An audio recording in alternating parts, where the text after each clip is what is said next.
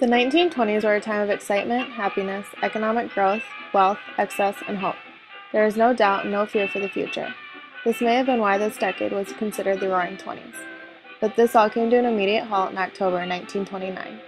The stock market was very popular in the 1920s and was at an ultimate high, causing everyone to want to partake. There was no fear for the future because no one thought it would ever go down.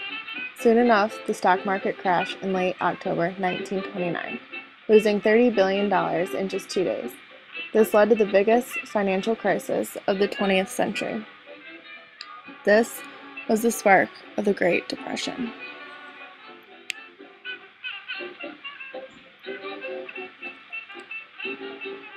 Things were going great until 29 and it hit. That's what they called the crash. The crash hit in 29. At the end of 29, it started getting really bad. The mills start shutting down, and the steel mill. All the steel in this country was produced from Pittsburgh down what they called the Mahoning Valley there, and then it included Youngstown. But Pittsburgh had all the big steel mills, and then they had branches that they put up in Youngstown, in the Youngstown area, and that was the whole what those two big cities depended on completely was the steel industry. And when that hit the steel mills in 29, they was going like crazy. The Great Depression was a time of hardships and disparity. There wasn't a single person that wasn't affected, and there wasn't a single family that didn't feel any change. Change. That is the word best to describe what happened to people and families in the Great Depression. Some may not have experienced as much change as others, but there was change brought to every person's life during that decade. Although everyone did experience change, it's the social classes of the people that determine how much change they went through. These classes also determine who is struggling and who may have just looked at this decade as a speed bump in their lives. When it comes to the middle and working class, it's hard to say who is hit with change more, especially considering the middle class was rapidly deteriorating during this time. Because of the Depression, many families who are considered middle class dropped down to working class due to loss of jobs and money. The lower working class was forced out of their homes and onto the streets. These people then started making their own communities and houses using boxes, wood, and other material they could find to give their family shelter. These communities were soon called Hoovervilles, or shanty towns. Along with these Hoovervilles, there was the Hoover blanket, the Hoover flag, Hoover leather, and the Hoover wagon. These people were without money, jobs, homes, and food. They used anything they could to get through each day. They blamed President Herbert Hoover for the downfall of the economic stability and lack of government help, which is why they named these not-so-luxurious replacements for necessities after him. The unemployment rate reached a high of 25%, nearly 13 million people without jobs by the time Hoover left office in 1933. When President Franklin D. Roosevelt was elected, one of his many concerns were these Hoovervilles. They became a huge problem across the nation, and there were many efforts in trying to tear them down. The government realized there was not much they could do about them due to the unemployment rate and mortgage foreclosures. None of these people had anywhere to call home, so Roosevelt and the government stopped focusing so much on the mess these shantytowns were making and paid more attention to fixing the reason why they were there in the first place. They did anything they could to just make a few cents. Some sat in streets trying to sell apples or various fruits, while others used their talent, such as drawing pictures in the middle of the sidewalk in hopes of someone giving them a couple cents. Their main source of food was soup kitchens, churches, and schools that would provide the poor with meals. Even with this generosity, many people went starving and children were malnourished. In fact, there was an estimated more than 22% of children who were suffering from malnutrition in 1932. Their clothing was limited as well. Many kids ran around with no shoes on and were sent to school with patched up, mismatched clothes.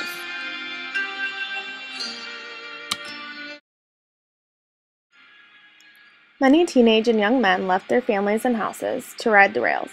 There were nearly 2 million men and about 8,000 women who were considered hobos, hopping on and off train cars because they couldn't afford tickets, and they would travel across the country looking for jobs. Riding the rails became very dangerous. 6,500 hobos were killed in just 1 year. Finding food was also a problem. They would go to local farmhouses and beg for it. If the farmers caved and gave them some food, the hobos would mark the farm so other hobos knew that it was a good place. The railways had to hire bulls who would make sure hobos didn't get on the trains, and they would do anything to get them off, even if it meant killing them. No matter how dangerous hopping on and off these trains may have been, it didn't stop these people. To them, there is no other way. This is what they needed to do to survive. The reason farmers had a rough time giving up their food is because they were struggling right along with the rest of the country. Only they have been struggling for longer. The 1920s weren't so roaring to the farmers. Prices for their products were low all decade because of industrialization in the cities, and then the stock market crashing and banks closing only made it worse. The price of their product went down so drastically that they weren't even able to make a profit off of what they sold. This would cause them to not be able to pay the banks for their loans, which then led to many foreclosures of farms across the U.S. Another issue with farms during this time was the Dust Bowls. Farms living in the middle of the country were hit hardest by this and ended up moving more west to find better land. Although it may have seemed really rough for the farmers, many believed that they were better off than the people in the city. If they kept enough cows, chickens, and vegetable products for their family, then they were able to have meat, milk, eggs, and vegetables, which is saying a lot more than the people struggling in the city could say. Another group of people affected by the poor farming was African Americans. During this time, they worked for white farm owners and did manual labor. They relied on little income and the food. But when the farmers lost their properties, living conditions became even worse. They all tried to share whatever they could. Many of the African Americans moved to cities to try and find other jobs. Some worked at railroads, steel mills, and coal mines, while some worked as servants for the upper class white people.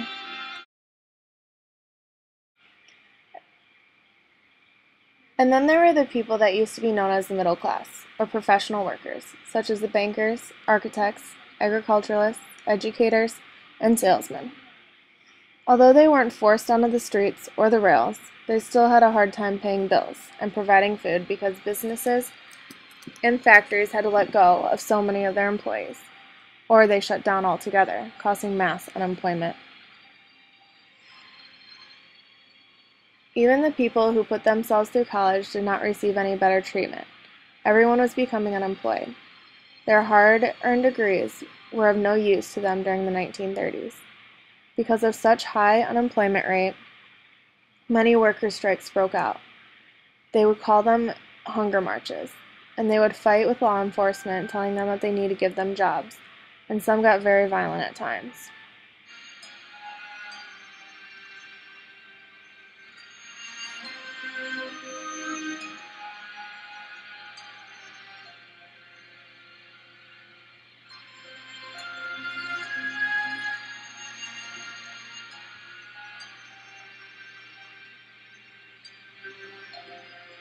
Many families lived together, 2 or 3 families in one house, because others were evicted or couldn't afford it. The females of the house tried to continue their role as homemaker, but it became more and more difficult when there was nothing to cook. Many mothers made their own gardens in their yard so they could have vegetables and fruit for their children and husbands. Much of the time it still wasn't enough. Many of the men went to local farms that still were up and running. In exchange for their labor, they would get food and bring home for dinner. While they may have been getting a little food here and there was still no income coming into the household. This was when women realized that they needed to provide the income that the men could no longer bring in. They went out in the workforce and found any job they could, and in their spare time they would volunteer to cook for the poor and take it to churches or soup kitchens.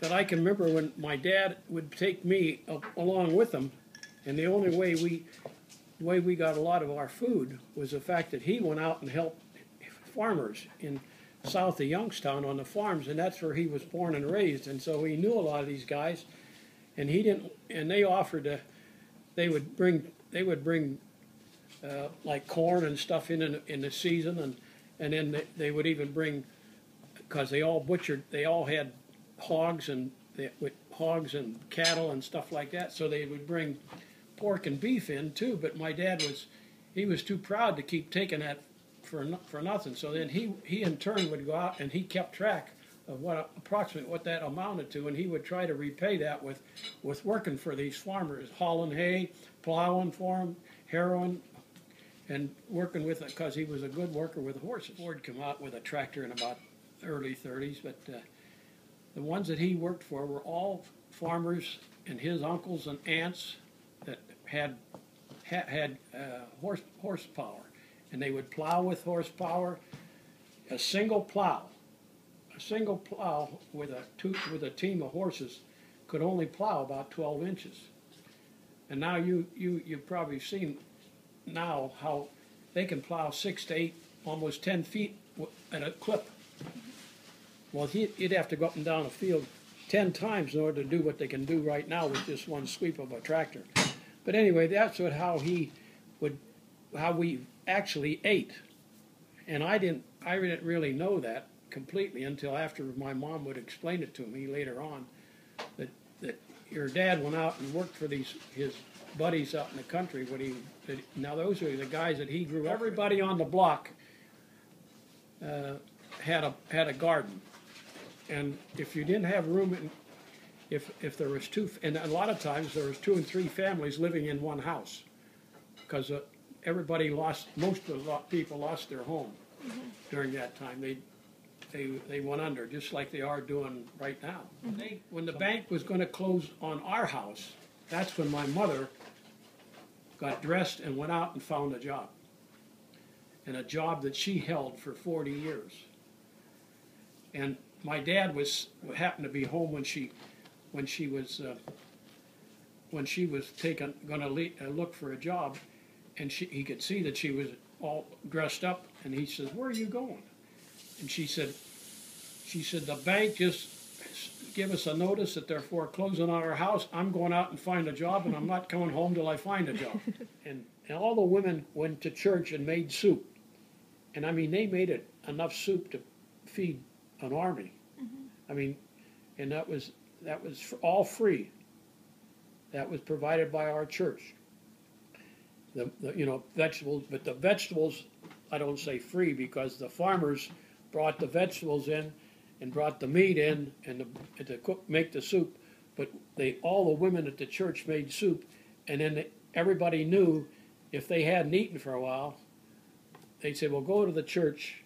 And the Presbyterians had a soup kitchen on one corner, and our church happened to be at that time was the Third Reform, and the Reformed church had a soup kitchen on the other corner, and you could go. Children in both middle and lower classes were considered lucky if they were able to go to school. Many communities shut schools down because they couldn't pay the teachers. An estimated 3 million children ages 7 to 17 were not in school. But the schools that did remain open were because of the teachers that continued to educate the kids, even with little to no income at all. Some children left school altogether, just to go work and help with the family income. 2.25 million boys and girls ages 10 to 18 worked in factories, canneries, mines, and on farms. The Great Depression was a horrible time for the middle and lower class, but they needed to find some ways to relieve stress and relax. Without a little laughter and fun, they wouldn't have made it through. They found anything they could that didn't need money to have fun. Puzzles and board games were big fun producers among children. And because a lot of men were let go from their jobs, there wasn't much they could do. They spent that time playing baseball. Baseball was one thing that never got old to anyone. They all loved it. Even neighborhood kids would get together and play when they could. They also tried to enjoy free outdoor movie showings. Movies were important during this time. It was everyone's way of escaping reality of the Great Depression.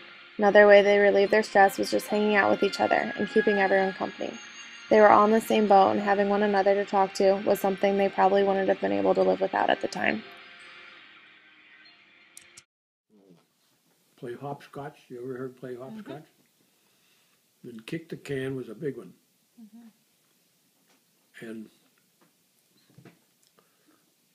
ollie in free. What was that called? Hide and seek. Hide and seek. And then we played baseball right on the street. Our street didn't have curbs. And then one tree was the first base, and then always had a, Like how we had chalk, and we made, that was always made in the middle. And every year, there was always one broken window. Because some of these guys would nail into that ball and, bust somebody's upstairs window. Our house was home at home plate, and all we'd get these foul tips into our porch, or else, and we got broken windows too. But my dad he was always out there organizing, and he liked to play ball and horseshoes. That was the other big thing. They had horseshoe matches. And I still got the horseshoes in the garage. Really? And we always waited for Mom on Friday to come home from the McKelveys, because Friday was payday. And we always got an ice cream cone on Friday. Isley's ice cream. She would. Now switching gears to the upper class. These were the few families and peoples whose lives weren't affected a great deal. They were stuck in the decade before and still wanted to continue the party from the 20s. Looking at them from the outside, it seemed as if nothing changed with these families. These were the people hit hardest by the stock market crash. They were the ones that lost most of the money. They just happened to be so financially secure that they were able to continue their lives as they have been in the previous decade. Some people from the upper class even felt more of a need to flaunt what they had. They showed off what they could afford. They also began to resent their social inferiors and look down on them as the lower classes. This was mainly due to the fact that Roosevelt didn't listen to upper class needs and wanted to focus on people suffering the most.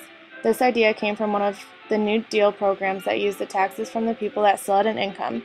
To them, they felt as if they were handing money to the lower classes, which they didn't feel was their responsibility. Regardless of some of the things that may have changed for the upper class, they could still afford the luxuries like movies, games, eating out, and drinking and dancing. Despite the minor changes the upper class went through, they continued to party on. Although Roosevelt and his New Deal did all they could to help the U.S. get out of this crisis, it wasn't until the attack on Pearl Harbor in 1941 that it was officially over. 10 million people were enlisted in the military, and those that weren't stayed here to work in factories to prepare materials for the war. The employment rate raised, the Hoovervilles were broken down, and our country began its road to recovery. With all this change and misfortune that happened throughout the different classes, the U.S. still got through it. There may have been gaps between the upper and lower classes, but everyone had to partake in the devastation, and everyone had to do their part to get through it. People stuck together, and that made all the difference. It changed everyone's lives. America was different, and the United States was forever changed.